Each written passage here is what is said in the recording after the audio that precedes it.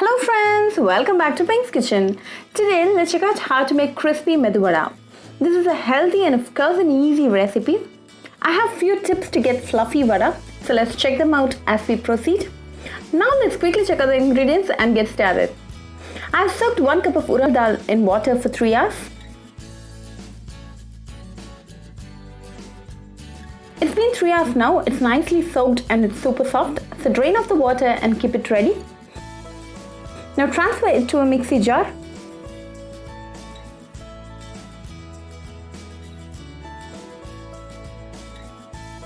Add 4 to 5 green chillies. You can alter this count according to your taste. Now add 2 tablespoons of water. Grind it to a very smooth paste.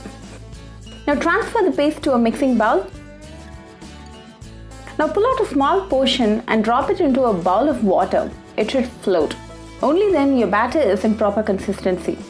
So do make a check on the step. Add half teaspoon of salt and beat it well for 2 minutes. Only then your vadas will be super fluffy. This is a very important step, so be careful and don't skip the step.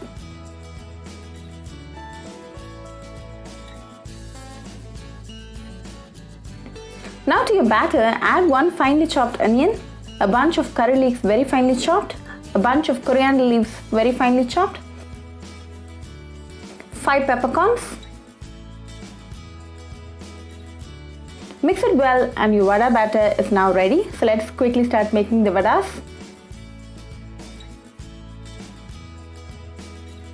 Wet your hands and pull out a portion and make a hole at the center using your thumb.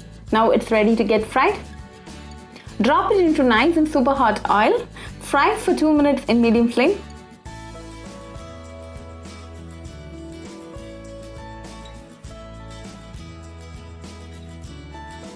Flip it to the other side when one side is completely done. Cook for another 2 minutes. Now it's golden brown on both sides, so let's remove it.